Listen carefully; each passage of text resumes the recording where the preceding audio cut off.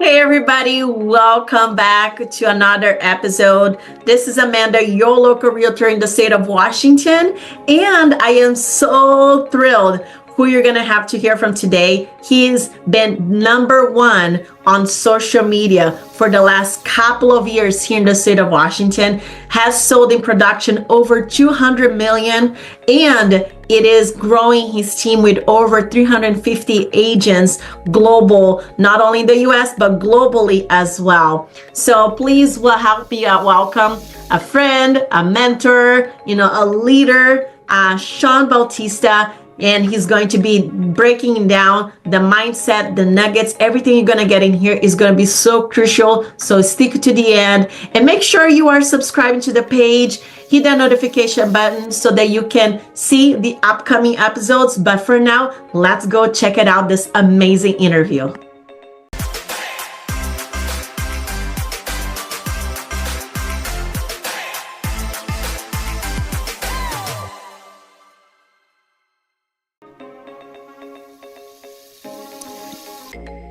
Hey everybody, so excited to have Sean Bautista in here. Not only a mentor, a friend, but a rock star in this real estate industry. And I'm very excited for him to share all his story and all he has done in the last few years of his career in real estate. And I am sure you're going to be finding at least a few nuggets that you can apply to your business today that is going to help you launch into this already 2025 that it's already started. So Sean, thank you so much for being here today. It's a pleasure having you on this episode. And if you just want to kick it off, just kind of give an introduction, sharing a little bit more about you, your background.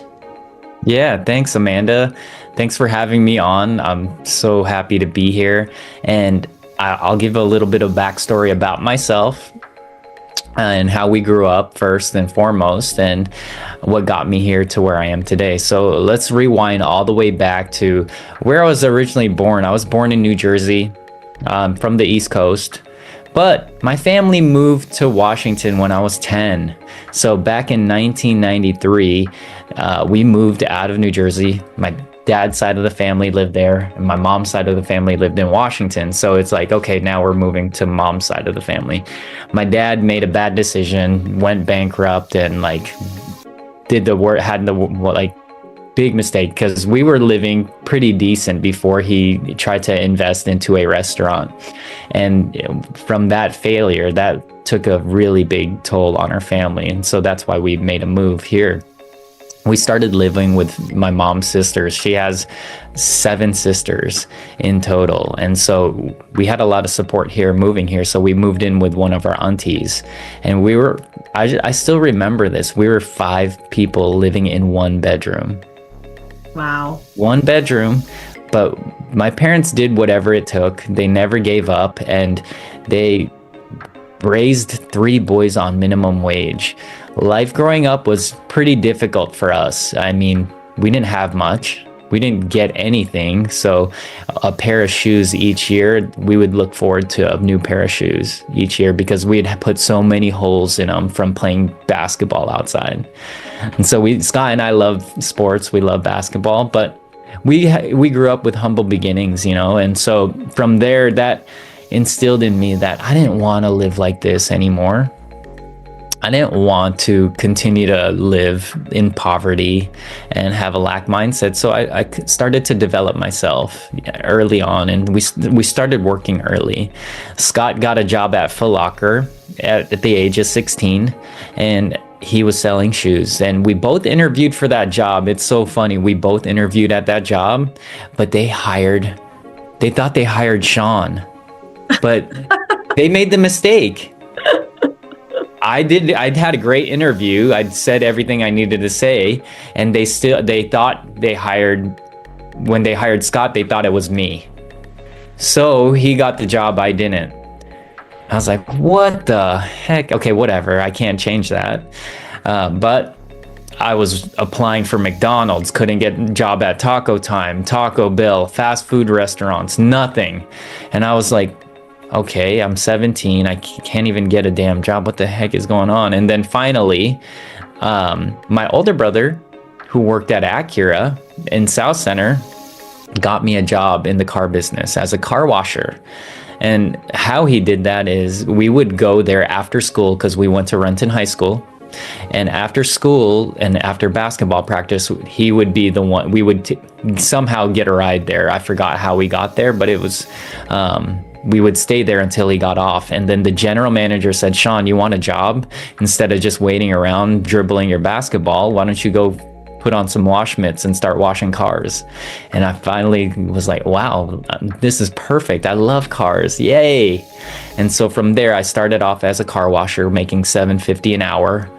Worked in the parts department, worked my way up, and then I got to the parts department and did that for a year. I outgrew that because I just didn't feel challenged anymore. And then from there, we went to Bellevue Community College now, which is called Bellevue College, but I went there for a year and a half and quit and never got my AA or whatever you're supposed to get. We just didn't. And so I continued to work. And after that year in the parts department, someone asked, hey, Sean, would you consider selling cars? I said, I didn't think of it of anything because I saw people making money, but I was like, okay, I don't want to be that guy. I don't want to sell cars. I don't want to have a sleazy reputation. But from there, I just said, okay, I'll try it. And I realized that when I first got this sales job, I was taking the real estate classes with Scott in 2006. So we took the course, completed our clock hours, and did it in person together. But he took his test to get his license, and he got it. I never followed through to get my test or do the test. So originally we were supposed to do this together, but I was making way too much money as a top salesman in the car business. I was the top salesman within 3 months. I was like, why am I going to do that? I'm seeing money so fast and blowing it so fast. You just don't know how to handle money when you first get it, like especially if your parents didn't have money and you didn't grow up with a family that had financial education. But you live and you learn. And so Scott got into business. He was struggling, and went through the foreclosure, as you know, during 2008, mortgage industry, all the banking, everything, all those short sales. He was struggling. I continued to stay in the car business, and then I worked my way up into becoming a finance manager. And then from there, I became a finance manager and did this at BMW. In Seattle until 2016 was the day that I decided I'm tired of doing the same exact thing. I was so comfortable. I was making so much money, but I wasn't living. What does that money matter if you're not living? So I would clock in 9 o'clock, 10 o'clock. Sometimes you get to go in late, an hour later. Oh yeah, you get to come in at 10. But then from there, you're there till 8. You're there till 9 every single day. And so if I looked at my life and I decided, and I was like, if I continue to do this, it doesn't matter if I move up to becoming a sales manager. They're still here. They still work the long hours. Same with the GM. They're still clocking in. They're still working on the weekends and stuff like that. But do I want to continue to do this if I wanted to build a future and have a freedom lifestyle, create freedom and whatnot? And so with that being said, Scott talked me into it and was like, dude, just get into real estate. Let's brand ourselves as twins and let's just get into the business and start going hard on social media. Let's put on our suits, get in front of some luxury listings, and let's go all in. And I said, okay, I could do that. We watched $1 Million Listing a million times. And since May of 2016, I got licensed, and now I've been doing it. It will be coming up on 9 years this May. It goes by fast. Really fast. Amazing. Almost like a decade on it. Wow. That's incredible. And I think it's just I thank you for sharing especially the humbling beginnings, right? Because sometimes people just see the today and the now, but don't know the story behind the scene, right? And then, and also just You could have taken the victim mindset that this is my life, this is all my family did, oh, we're not business owners, look at my dad. Like all of those things could have influenced you to have a total different story right now. But that's pretty amazing. And, credit to you and to your brother for just, seeking something beyond whatever you was presented to you, growing up. So that's pretty awesome. So 9 years into real estate, just kind of share a little bit now, just that story there. Like, just, I know you guys branded and still are, with the twin Bautista, but how is that been going so far? Yeah, so when I got into the business, I started off at 100% brokerage, which I did not align with. It was just like, whatever. I hung my license there, but I don't know. I just didn't like the culture, I guess. That might have been it. And then I wanted to make a move. And so we made a move to a luxury boutique brokerage called Avenue Properties. These were where all these top Windermere agents, the top 5, created this small boutique brokerage. They're all luxury agents. Terry Foster is number 1 in the state. Like, she's the best. She's the one who trained us. But we aligned with them and we learned a lot from them. They poured in a lot and gave us a lot of knowledge. But once we changed that environment and learned, we started holding all their open houses. They started trusting us to handle all of these open houses and talking to clientele at from $3 to $15 million to $20 million listings. So they trusted us with clients and working around these homes. And from there, we wanted to associate ourselves as the luxury lifestyle and showcasing that. So we posted it all the time. Any opportunity we had, every weekend, I don't care what people say, if people show up or for open houses, if they don't show up, they do show up. We always found a way to film each other and create content. Imagine doing this for like 3 years straight when nobody was using social media. Nobody even so everybody started talking shit about us because we were growing big on social media. Nobody was doing it. We just sat and had a vision. We're like, no one's going to do it. We're going to do the work. We're going to get in front of the camera. Let's showcase. And from there, we started building a pretty dope brand online, which is like truly who aligns with like who we are authentically. We like fancy cars, fancy houses. We just like being around that stuff. You know what I mean? Yeah. We weren't trying to be fake or anything. People say fake it till you make it. But we believe that we belong. Like, I believe that I belong already. So if you don't have that mindset of having that belief, if you don't have that, then no one else is going to believe in you. So from there, we went to Compass, a luxury powerhouse, and stayed there for 3.5 years. Said no, so many people at EXP would recruit my brother and I all over online, calling us saying, hey, come join EXP. For 4 years straight, we said no. And then we finally decided, once we sat down, people reject what they don't understand. So when we sat down and fully understood the model, then we made the decision. We're like, oh, wow, okay, this brokerage is amazing. And so now we're with the EXP. We've grown in all 50 states, in several different countries, and we're making an impact all over the world. And that was a bigger vision that I had for myself, not just for my family, but for my whole organization, to help people all over the world. And that's the power of this model, and just the power of your vision of where you want to really take it. And if you believe and you write down and you're clear on where you want to go, the right vehicle will be placed and the right opportunities will be placed right in front of you. And so we took it. Because I know obviously you guys are, work together, and you are not only continue to be top producers here in Washington, but as you're also growing a team. So more on that, like kind of leadership, hat, because, I think you're an awesome coach, just like if someone that is thinking about like, growing a team, because there's a lot of, solo agents, right? And you feel like you're going to take away your energy and your time from, maybe growing other agents, or maybe you feel like there's a competition that you're going to be training. Like what's your thought process as you continue Yeah. to grow, a team? I always operate from an abundance mindset. And when you think that if you give away tactics, or if you give away strategies and helping people succeed, if you think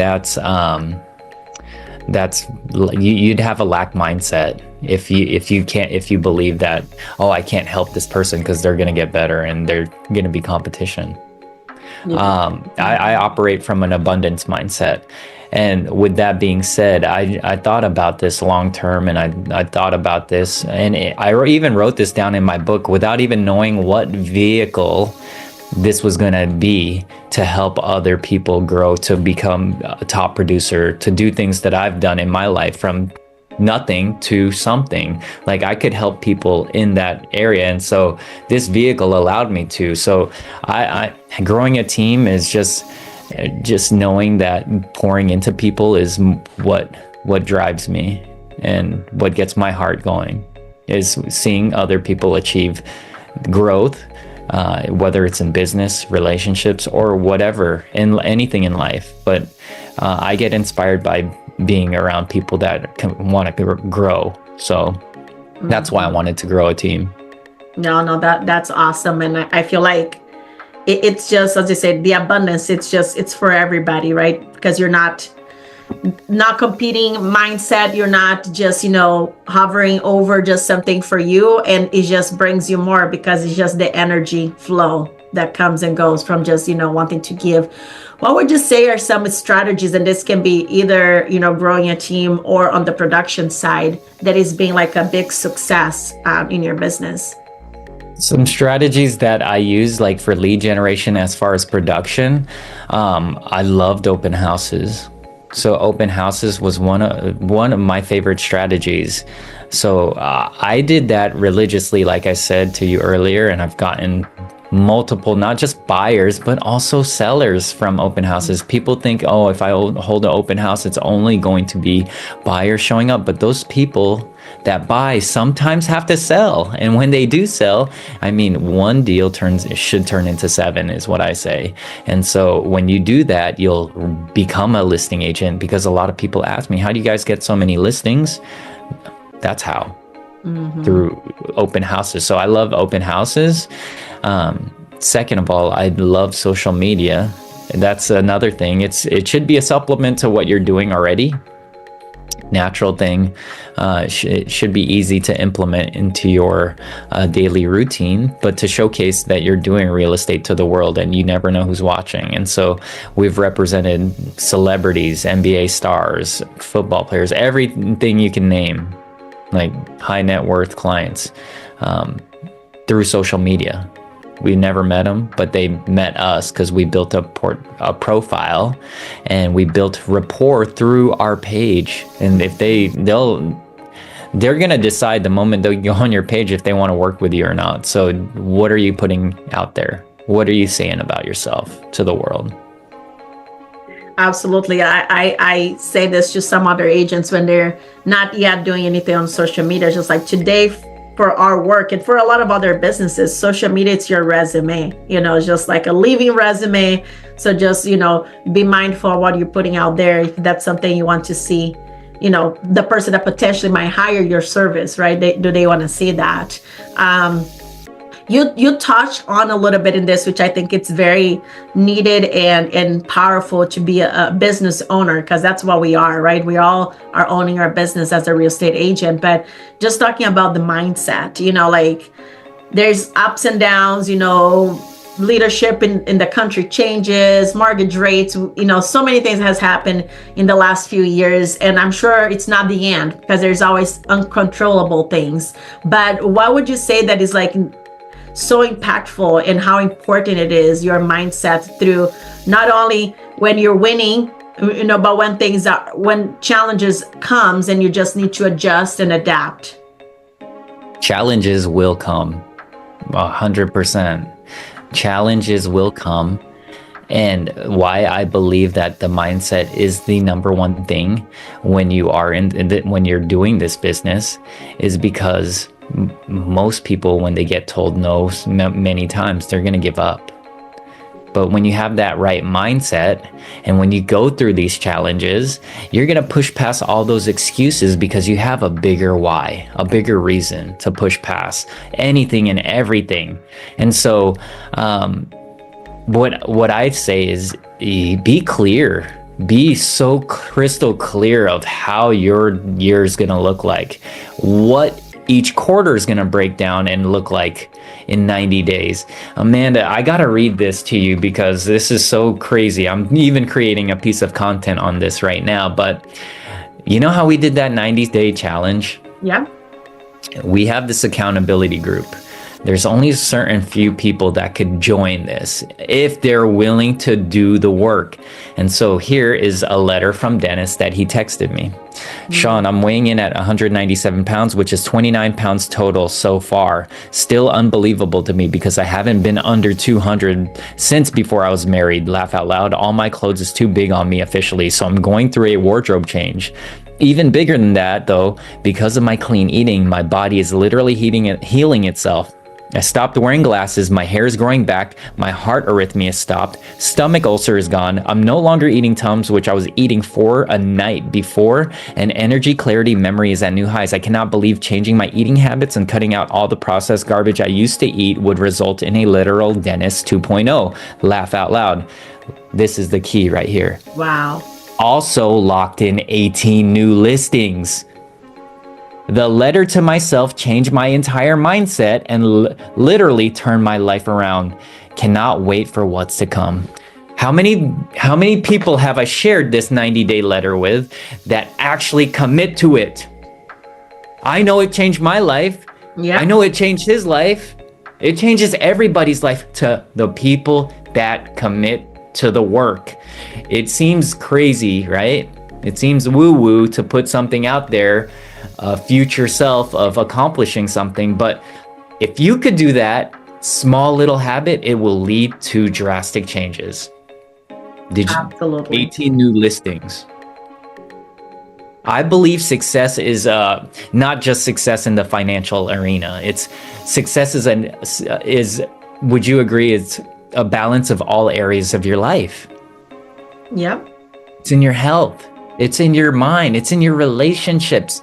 It's not just money. Money is going to come regardless if you work on the inside of you. That's what happened. 18 new listings in 90 days. I wouldn't be mad at that. Well, I'm sure his energy level just, went from here to here. So what happens with your energy level, and once you get to this point, you start recognizing opportunities that you couldn't recognize before because your brain was so foggy and you're so low energy, and how you were communicating to people, you were uninspiring because you had low energy. But when you change that and you become a new person like this guy, like I've done, like you've done, you know what's possible. You're not afraid to go after what's out there. So that's my belief. Yeah, no, I love it. And for anybody that is watching, like, all these informations about Sean is going to be, on the descriptions, and the 90-day letter is, go reach out to him to get more details on that. But no, it is pretty incredible because I definitely had my moments that I did that in the very beginning when I started. And, I had an explosion kind of start, as well. And it was just like, it was almost crazy. Like, I'm reading this letter and I'm like, things are happening. Like, how is this possible? But just the intentionality. It's almost like you're reading your goals, right? Your intentions every single day. But even more so that you're reading something that has not happened yet, that you don't have it yet. But then when you get there, it's just like, it just helps you even get to the next level, because we always have other levels, right? But that's pretty amazing. Very grateful for that. I'm still reading mine until March 1st before I start a new one. We do it every quarter. So whoever wants to join, it's an amazing challenge. It Yeah. is. Well, as I'm getting close in here to the last thing is just like, if you have any advice for an agent that is looking to scale their business, or if it's for a leader to expand their team, and any advice for any of that, or anything that you want to share, that you want to leave them with that is listening to this call today. First and foremost, as far as being like, if you want to be successful at anything, I always believe that your environment, it really does matter where you put yourself. Your environment, where you place yourself, who you're around, will make you successful.